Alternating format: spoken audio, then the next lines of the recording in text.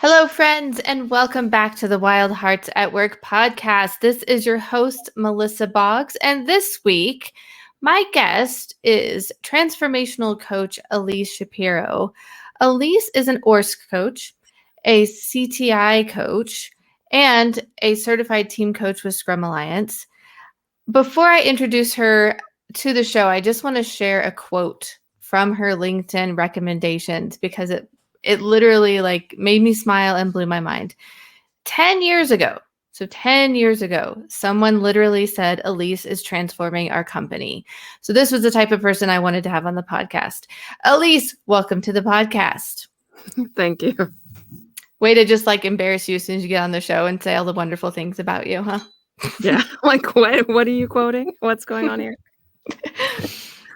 So for the listeners, Elise and I were on an Agile coaching call last week, and we're talking about some of the intersections between the Agile values and principles and Teal. For those who are familiar with Lalou, and Elise just had so many cool stories about, as you put it, distributing management and organizations that were working without managers. And so we're kind of flying blind into this episode, but I just know that you have so many cool stories. So, I have some questions for you. We don't know exactly what we're going to talk about, but that's what people with wild hearts do. It'll be exciting. Whatever happens, it's going to be exciting. They do. We just fly right into it. Yeah. So let's start with this idea of distributed management. When we were chatting before we started recording, you were kind of explaining some of your experience with that. So just tell me a little bit about what that means. Yeah. So the functions of management are actually really important. But the traditional way of working in which you have a manager, like every team has a manager, isn't necessarily, I think, the best way to accomplish stuff. If you actually think about the pieces of management, you have to be able to budget, hire, fire, coach people. Sometimes you distribute work. There's all kinds of different things. You might create structures and programs for people. You are approving expense reports, all kinds of stuff. It's kind of a grab bag of things. And I've rarely met a single person who likes to do all of that stuff, right? So when I look at performing the functions of management, I've always been interested in, how can we actually break apart those functions and send them to people who want to do them, who have an interest, or who want to learn how to do a certain function. Yeah. So I've always been interested in that. And then I've been in a couple companies where we've tried and done that in different ways, some by accident and some on purpose. I love that. We've accidentally stumbled into no managers. I get that though. Real quick, before you go a little bit further into that, what struck me when you were describing that is what I think we've all experienced, is that not only is it rare to find someone who actually wants to do all of those things, it's rare to find someone who's good at all of those things. And also, even if that person was perfect, you're concentrating a lot of really important functions into a single bottleneck.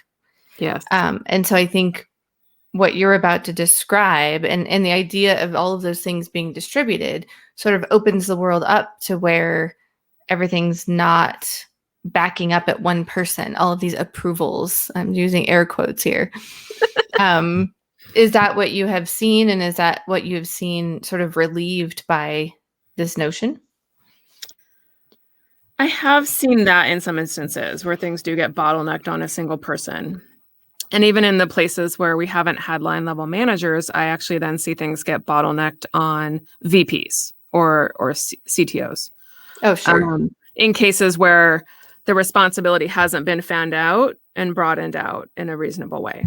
So even in those situations, you can get into a bit of a jam if the VP has to approve all kinds of stuff. But I've also seen a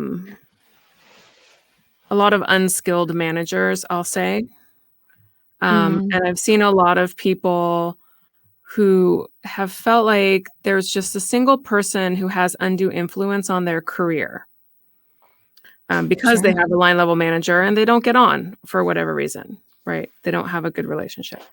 And so eliminating managers and bringing in different structures to do performance evaluations and things like that can actually help make sure that there's a more holistic and rounded view of each human in the system for things like that. Yeah, that makes a lot of sense. And different perspectives for that person. Yeah. So what kind of organizations have you seen, first of all, even try this? And second of all, be conducive to it? Well, I tend to work in startups. So the bulk of my career is in sort of venture-funded tech startups and some non-venture funded tech startups. So when you're in a startup, the first thing you do is generally not hire a bunch of managers. You generally hire a bunch of engineers and everyone just reports to the VP. And that's really, really common. And so I enter into a lot of organizations that don't have a large hierarchy or management structure. And then sort of my goal is, hey, how long can we run this way before people feel like there needs to be a hierarchy? And if people do show up, I've been in a situation many times where I've been in a room and people are like, well, we need to hire managers now. And I'm like, okay, what need are you filling with that? What isn't happening that should be happening? And our managers are the only way to do that, right? In some cases, sure, that the answer is yeah, hire managers. And in some cases, well, the things that you want to happen can happen in a multitude of other ways. So let's actually look at what are different ways we could accomplish that goal. I think what I love about that is regardless of the outcome of that question, it makes all of those functions, responsibilities, needs, problems explicit. Yes. Even if you end up in okay, maybe we have to hire a manager. Now all of those things are explicit and maybe they don't all end up with the manager. Maybe you end up in sort of like a partial distribution there. Cool. So what does happen like when you have those conversations and you're able to delay it a little bit? So at the last company that I worked at, we delayed having manager. They even still don't have like line level managers for the teams. They have directors now that manage across 3 to 6 teams, and the team members directly report to them. But for a long time, we had directors and nobody reported to them. And what we did there, so that company ran for about, I want to say, a good 8 years without having technical employees within engineering report to anyone outside of like the VP or the one of the founders. So what we did there was we created a lot of structures and roles. So we had an advisor program that actually predated me. It was set up by an engineer and one of the founders, where engineers would be matched with an advisor and they would do one-on-ones, right? And we grew that program over the years. We gave the advisor population quite a lot of training, coaching training, mentoring training, to help sort of up-level them and help them understand how to actually do career coaching with folks, how to actually have productive conversations. So that's like one structure that we implemented. We also we implemented a mentoring program, which was more of a targeted program, like, hey, I want to learn a skill. Okay, great. We're going to match you with someone who's can mentor you in that. And those relationships were like, 4 to 6 months long. And there would be, some skill the person wanted to learn. We encouraged folks to give homework, all kinds of stuff like that. And so we would, match you to a mentor. So that was another structure that we created. We did and we did a number of other things. So, one of the big questions that we would always get is what happens when someone is a poor performer or isn't performing right as they should? Is that like a total nightmare if you don't have managers? And so we actually created structures for that as well. So all of our teams had coaches. So we had Agile coaches that would cover we had quite a lot of teams that we were covering. So most Agile coaches had 4 to 7 teams. But as Agile coaches, we also did one-on-ones with our team members. And so we were often the first person who would really start to understand if there was a performance problem on a team. And so, if we got complaints from team members about somebody, we'd look into it and kind of see, hey, is this just 2 folks not getting along with each other, or is there a real problem here? And then if there was, we would talk to the VP or one of the directors and let them know. We'd try to resolve the issue just at the team level if possible. But we did come up with a PIP plan, which basically involved a senior engineer who was on the team, either a director or the VP, whoever was the right person in leadership who was sort of closest to that individual or that team, and the Agile coach and someone from HR. So we had like a little team surrounding a person who wasn't performing well, right? And then that person could create a plan and they could work their plan and they would either resolve their issues or they wouldn't. But what was really nice about that is that it was like a little cohort of people who are kind of looking at that performance from multiple different angles and aspects and levels. So it's not like a single person is like, hey, I don't like you, I'm just going to fire you. Right. It was more of a sort of a group activity. And so I think that was really nice in terms of helping people feel a little safer in their careers. And also because they had a coach supporting them, we're always in your corner, right? We're always, as a coach, we're always there with you, hoping for you to succeed and trying to support you in succeeding, right? So you always had someone who was on your side. And I think that's actually really important for people, especially when they're having troubles. Because you can have someone who was a high performer, something happened in their personal life, and then suddenly they're not doing all the right stuff at work anymore. But it's a temporary dip. It's not a permanent thing, right? And so having support, having coaching, I think is really important in those situations. Sure. Yeah, definitely. And the idea that coach they're in your corner, but they're not the single person who holds your career in their hand, Right. It feels like it would give that person actually a little more feeling of responsibility over their own career, which is obviously awesome. I'm curious then, related, but what did you all do, or what ideas do you have, even if you haven't tried it yet, around things like performance reviews or like performance feedback when you don't have a manager?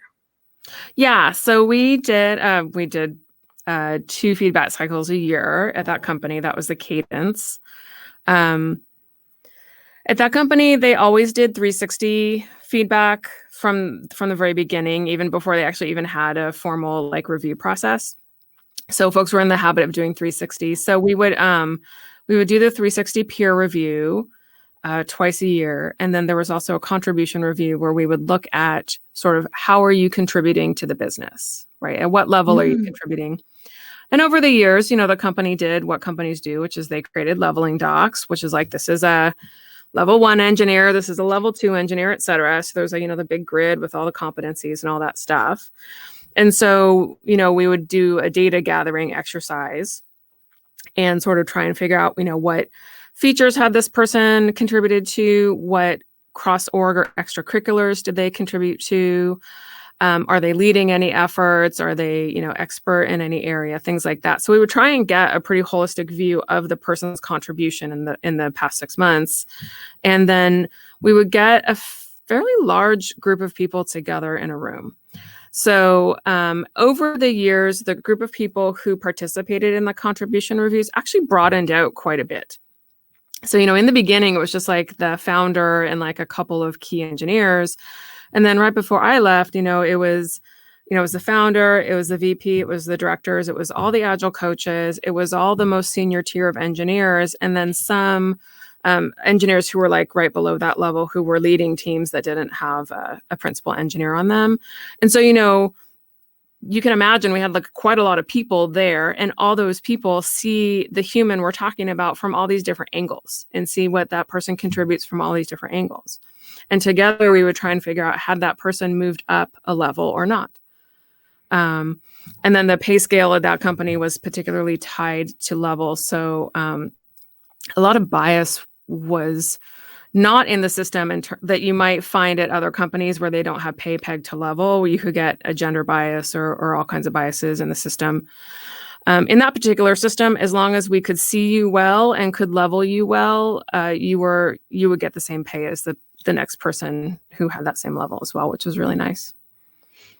Yeah, I love that. At a previous company where I worked, we had a similar notion, but one thing that they tried that was really cool was that you actually pitched what you thought your levels were in these different competencies, and you had to defend it almost like a thesis, not in a defensive way, right? But the same way that you would defend a thesis, and then you would get this feedback. And what was so cool about that is I remember the very first person who did it, because it was very much an experiment when I was there.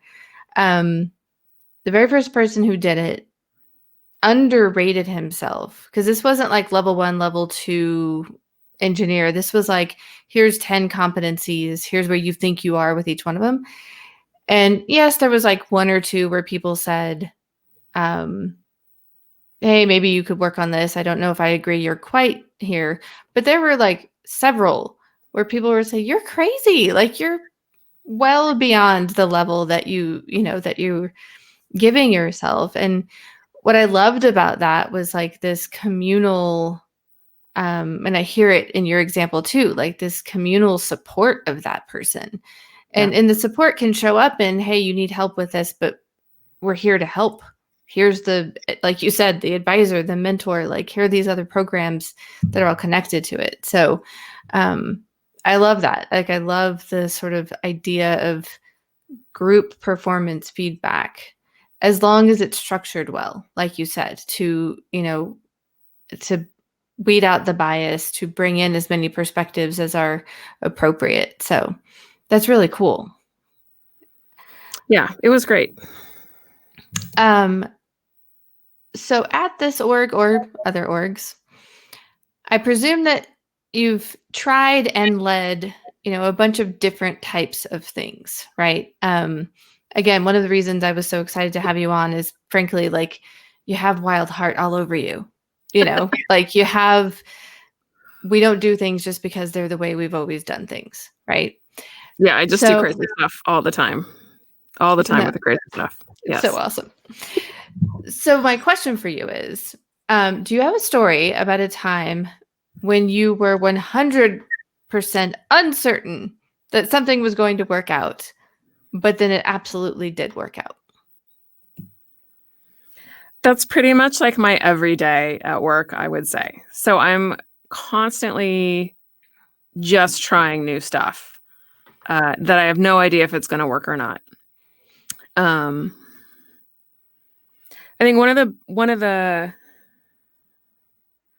well, there was two things that I did at my last company very early on. One thing I did about a month after I showed up, which was I orchestrated a team self-selection process.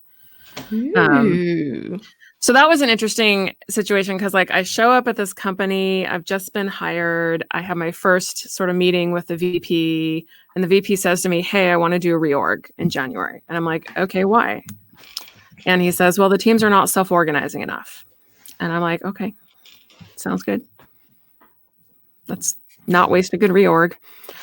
So, right. As most Agile folks will know, that the more other people organize teams and individuals, the less they will self-organize. And so that's kind of not obvious if you're not used to working in that type of a system. And so I was like, well, okay, he wants to do reorg. Let me pitch a self-selection process for this reorg, because that will sort of kickstart and bootstrap the self-organization by choosing the team that you're going to be on. So I pitched it to the VP. I pitched it to the team leads. Everyone was super excited about it. And so we created, one of the things that I learned is that you have to have choice within constraints. You can't just have choice like, hey, do whatever you want. That almost never works out well. Right.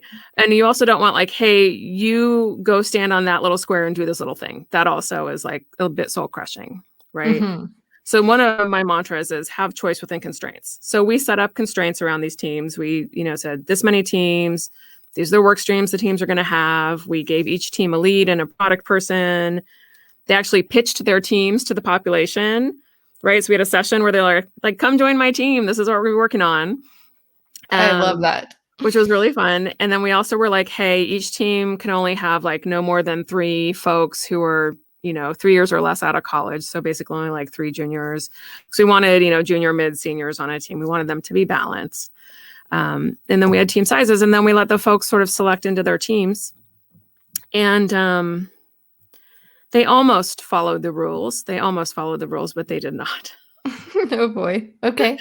And so all the, leadership and the team leads, we all got into a room, and they're like, they didn't follow the rules. Like, we have to go move them around. And I was like, well, why don't you just go back to the population and say, this is the thing that didn't follow the rules, so work it out.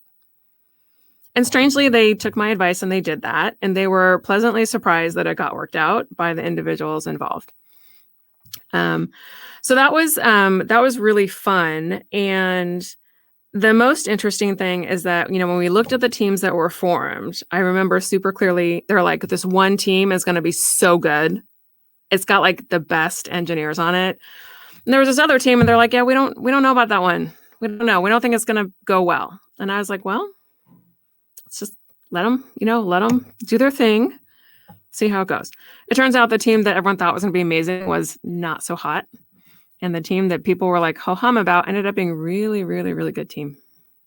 It's always so funny that way. We think we know so much, especially, and I can say this, being someone who like has had, a number of executive titles at this point.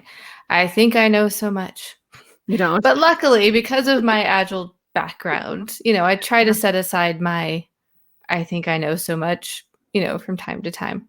I have to share quickly. So we did something similar at Scrum Alliance, right? We allowed teams to self-select, and had a similar situation where, so there was one team in particular, one potential team, let me put it that way, like up on the wall, that it seemed like nobody wanted to put their name on. And I couldn't figure it out, because like that particular topic or persona that team was going to be focused on was actually really cool, but it was relatively greenfield.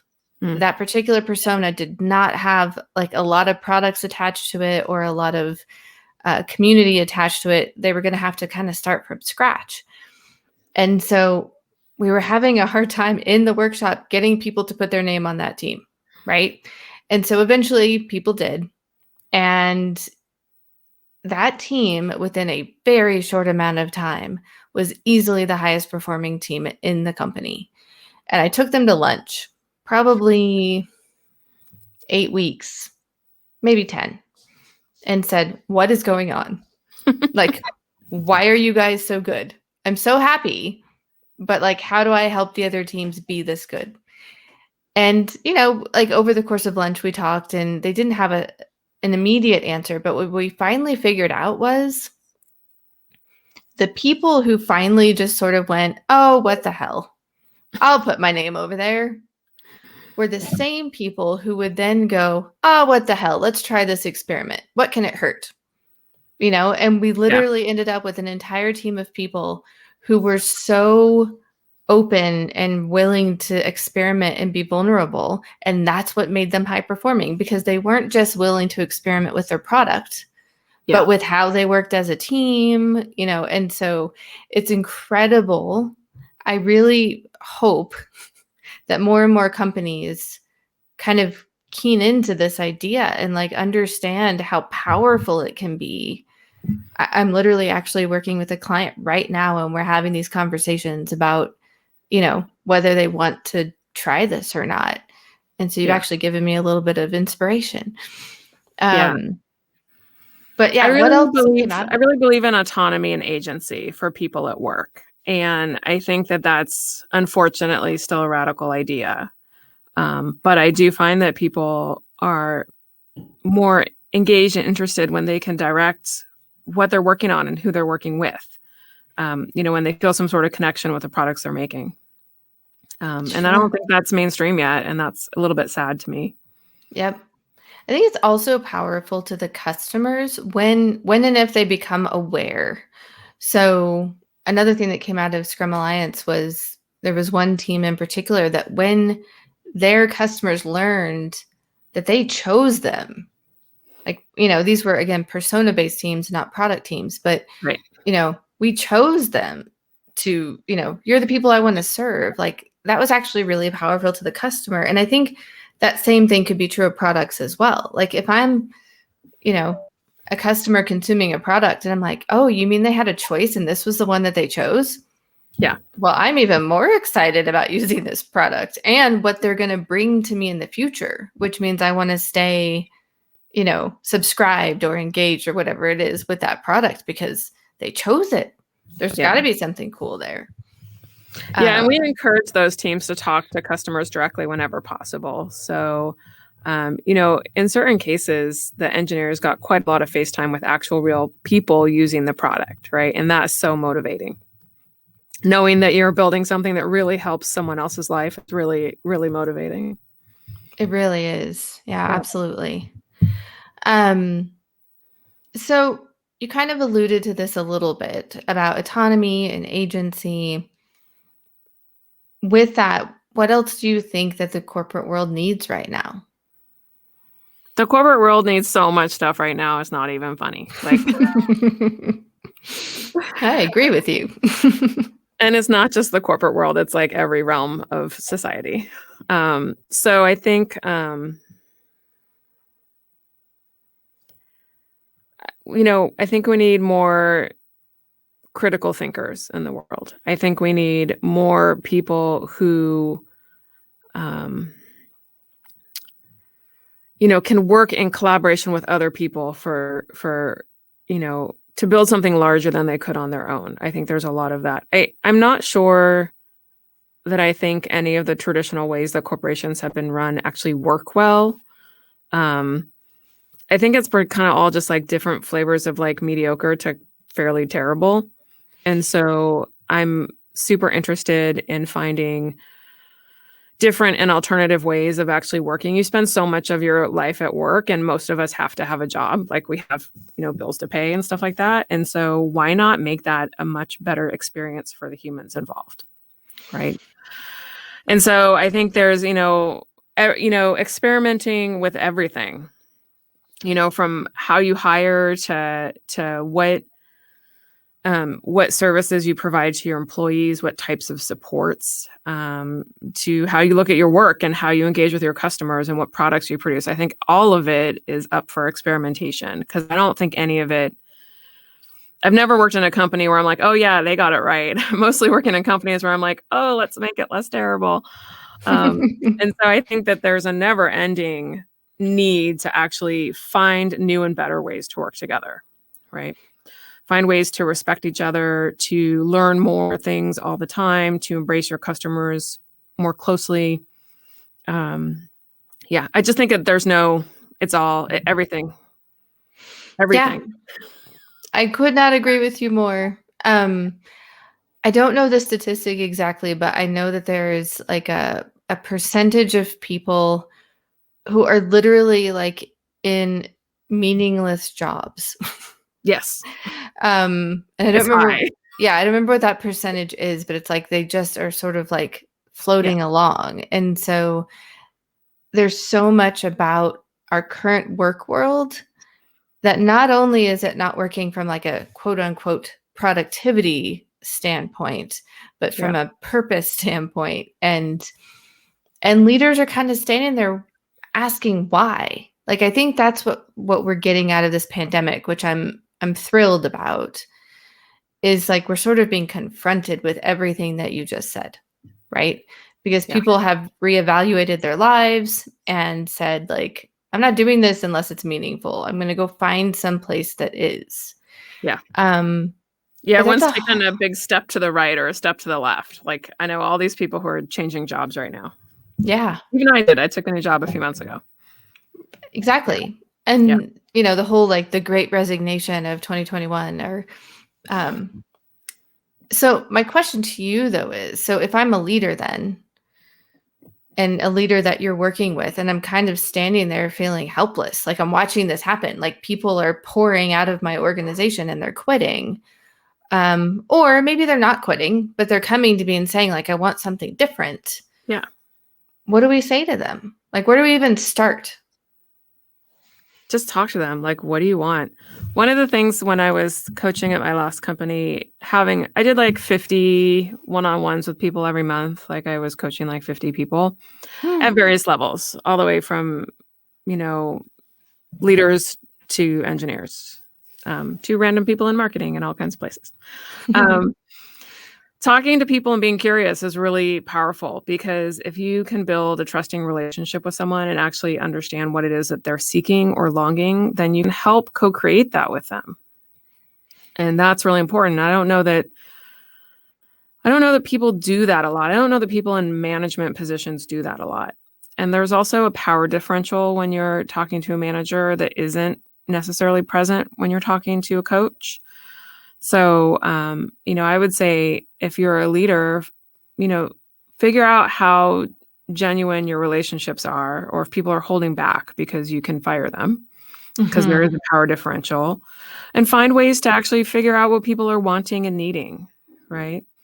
I did a big pivot during the early pandemic days. I went through a coaching program called Positive Intelligence, and I became a positive intelligence coach. And I actually brought that into my last organization and ran a bunch of cohorts of that coaching program. And that was really, really nice, because early pandemic, everyone was super freaked out about everything, right? It was a really scary time, and people were not okay, right? And I think there's, in some cases, a reluctance to talk about people not being okay in a corporate setting. But at the same time, there's like are we getting work done? Are we selling things? All these pressures. And it's like, well, okay, but we have people here and they need support and help. So how can we actually support each other and help each other? How can we explore these topics?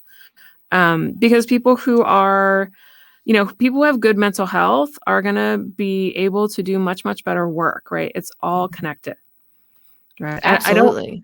I don't buy into this thing where it's like, work and life are separate things. Like they completely influence each other, especially when, suddenly you don't get to go to an office anymore and see people who are in some cases your friends. You have to stay at home, often in your, if you're a younger engineer in a studio apartment, right? People were not okay. So, No. I think actually acknowledging that, leaders who can acknowledge that and who can help their populations move through things like that, those are powerful leaders. Yeah, I totally agree. And it starts with figuring out what people need and what people want, and then helping co-create. Yep. One of the observations I have right now is people are still not okay. Yeah. We're not done yet. Yeah. That's one of the most difficult things. I think that's somewhat global. I think it's obviously worse or better in different areas and different regions, but we're still not okay. And therefore, now leaders have a decision to make, whether conscious or not, about like, how patient are you going to be? Like, I think there is this like feeling now that like, okay, well, it's been 18 months and we got to get back to quote unquote normal.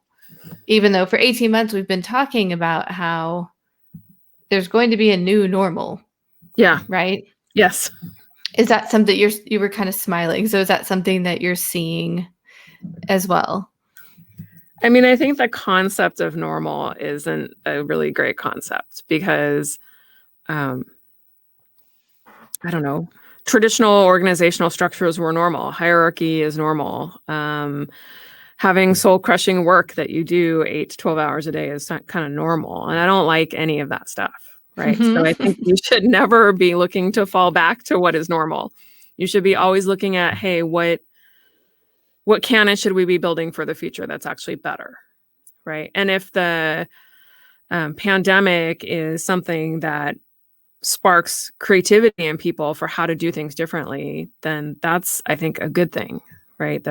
I'm not looking to get back to normal. I'm looking to get to something that's actually much better. Yeah, me too. Gosh, I love hearing that from other people because it's going to take an army of us to continue to reiterate that message, because I think that companies and leaders were really accepting of that message 6 months into the pandemic, right? Yeah. Because at the moment we were faced with, we cannot be normal. Yeah, okay, we can't be normal. But with this temptation of going back to normal, I think it's going to take an army of people to continue to reiterate that message. It's going to take podcasts like this one and many, many, many more. So, Elise, if you want to start a podcast, I'll be right there with you. Because otherwise it's too tempting. We've all seen, any of us who work in any kind of organizational change, not just Agile, have seen how easy it is to fall back to what you know. Yeah. And this isn't just what we know in the work world.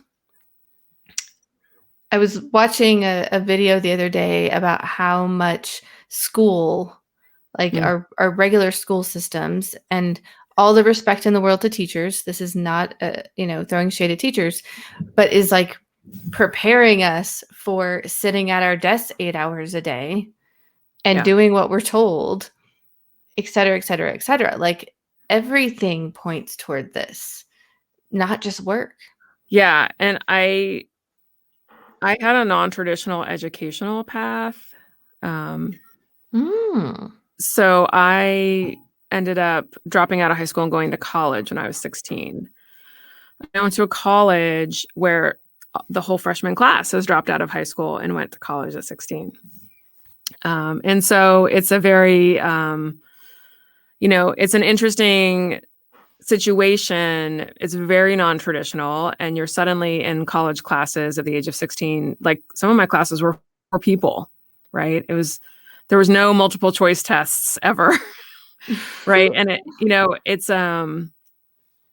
it was very illuminating just how broken the educational system is, especially where I grew up in Southern California.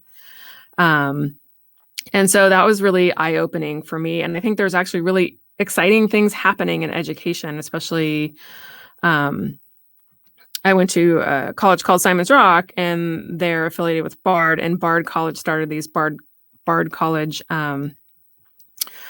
early college high school situations in all these high schools on the East Coast, which are giving high school age kids college classes, right?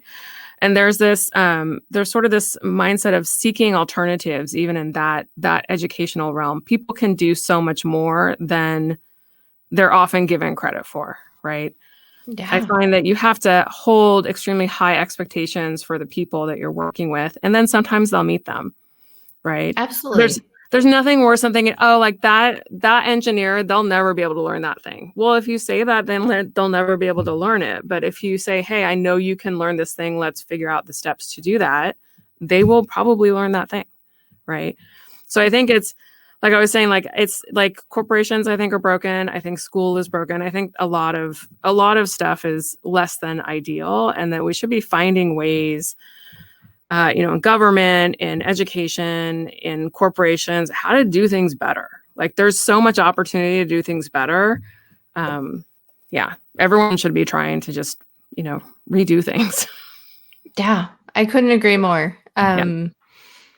It gives me hope with, Agile classrooms, the Agile education movement, because it's, then starting really young like that. I mean, I'm struck by your perspective now and how your perspective might have been shaped by that non-traditional experience, because this is another thing I always talk with people when they come on the podcast about what they think a wild heart is. I'm actually not going to ask you that one, even though I told you I might. I'm going to ask you, how do you think that we're formed? What do you think causes us to see the world differently and not just fall into line? Yeah, that's a really interesting question. I feel like even before my college experience, I had a lot of very experimental situations as a kid. I felt like I was sort of a human experiment as a child in all kinds of different ways, from the summer camp that I went to what happened, like the primary education I had, all kinds of stuff. People were trying lots of experiments and I got thrown into a lot of them, sometimes mindfully and sometimes just right place, right time. And so I think that coupled with like my actual just innate personality, like I'm kind of like a burn it all down and build it up again person just by my nature. I think those two things combined helped me to be very, very like non-traditional, radical type person. So I think it's not just one thing. I think there's, people are they're born with different personality traits or different needs. But then there's also, the environmental factors, the family you grew up in, the adults who are close to you when you're a child, and then the institutions that you come in contact with. They all help shape you. But a lot of it's also about how do you experience those things and how do you react to those things? Because we all have, everyone has a certain amount of trauma in their life. Some people way more than others. But what do you do with that, right? Like, what do you do? How do you process that trauma? And that's one thing I think is very interesting now is that there's a lot more information known about sort of traumatic childhood experiences and how to work with them and how to help people through them. Like I try to practice trauma-informed work wherein I try to give people a choice, even if there's no choice. Right. Because giving people choices helps them feel that they have agency. And if they've been traumatized, that helps them like feel, like you're not hopefully not re-traumatizing them. Yeah. So there's just little things like that about how we work with other humans that I think is really important. And I think, I have a lot of hope for the kids who are coming up today that they get better supports and that hopefully they have better institutions in their lives. And more knowledgeable adults to actually, help them be the people that they want to be. Yeah, I agree. A little ray of hope. So my daughter has ADHD and has supports for that. But she was just telling us this morning that her teacher came to class in the first week or two and said that essentially what he tries to do is understand the supports that are necessary, that are like required, but then provide them to everyone. Yeah. So yes, why not? Right. Exactly. Like if I'm going to do it anyway, then like, let me do it for everyone. And he said, because people shouldn't have to jump through hoops like we actually did with her, to receive that kind of support. So if one needs it, others probably need it too, and we just don't know about it. And I was so impressed by that, like just the humanity of that. I wish I knew his name. I'd give him a shout out. But the other thing it made me think about really quick, I'm just going to drop a little book reference.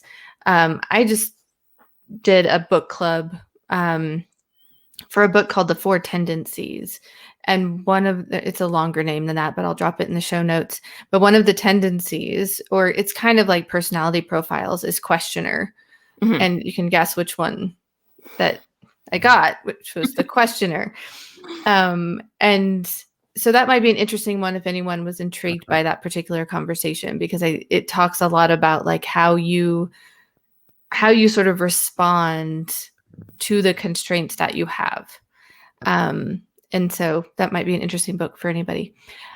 For you, Elise, are there any particular books that you're reading right now or podcasts that you'd want to share with the listeners that, are particularly intriguing to you right now?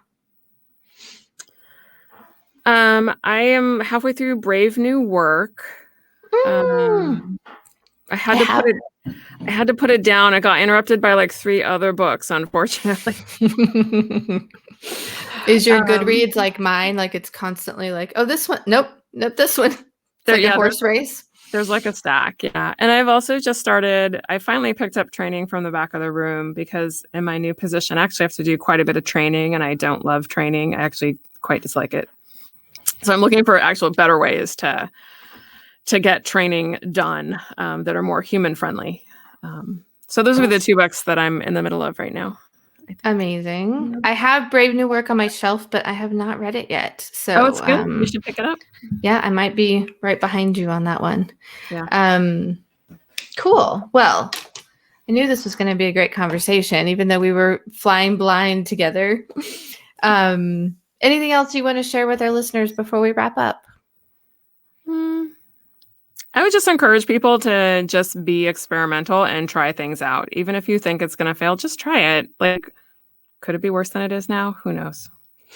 Could be better. I think that is an incredible question, because I do get, I get people when I'm encouraging them to experiment and they're like, well, what if this happens? And what if this happens? And I was like, well, what's already happening? Yeah. Like, is that better than what you just proposed? So I love that.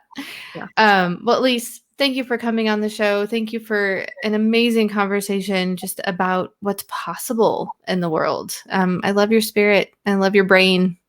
Thank you. So thank you for coming. And then for our listeners, thank you for joining us again for another week of Wild Hearts at Work. Like, subscribe, share with your friends.